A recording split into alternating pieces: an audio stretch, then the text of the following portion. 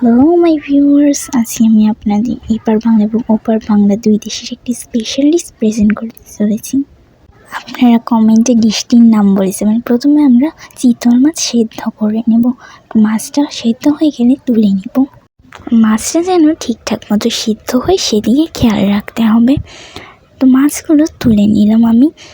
এখন মাছ থেকে কাঁটা বেছে নেব। চিতল মাছে অনেক কাঁটা থাকে, তাই খুব সাবধানতা সহকারে আপনারা এই কাজটি করবেন। এই যে আমার চিতল মাছের কাঁটা বাছা শেষ। এখন এগুলোতে আমি সুজি অ্যাড করব, আটা, নুন, প্লাস একটা সিক্রেট মশলা। এটার নামটা বলা যাবে না, এটা একটা সিক্রেট মশলা, সেটা অ্যাড করব। তো সবগুলো মশলা আমি প্রায় অ্যাডই করে ফেলেছি। এসে দেখে নিন আপনারা।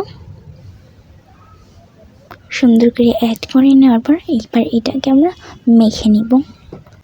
সুন্দর করে যাতে মিক্স হয় সেদিকে কিন্তু অবশ্যই খেয়াল রাখতে হবে। মাখার সময় আপনারা কিছু কাঁটা পাবেন, সেগুলোকে তুলে নেবেন। তো এভাবে মিক্স করতে করতে এক পর্যায়ে আমাদের মাখা হয়ে যাবে। মাখা হয়ে গেলে আমি সেখানে আটা দিয়ে দিব। আটা দিলে জিনিসটা একটু ক্রাঞ্চি হবে। আটা দেওয়ার পরে আমরা আবার সেদিকে মিক্স করব। আটাটা যেন সুন্দরভাবে মিক্স হয় সেদিকে খেয়াল রাখবেন। তারপরে একটা ডো বানিয়ে নেব। ডোয়ের থেকে আমরা লেচি কেটে নেব। এভাবে দেখছেন ছোট ছোট বল আকারে বা আপনি যে কোনো শেপের করে লেচি কাটতে পারেন। তো আমি এভাবে লেচি কেটে নিয়েছি। এখন এগুলোকে গরম তেলে ডুবন্তভাবে ভাজতে হবে। গ্যাসের চুলা মিডিয়াম টু লো এইরকম রেখে এগুলো ভাজতে হবে। তেলটা ভালো মতো গরম হয়েছে কিনা সেটা হাত দিয়ে চেক করে নেবেন।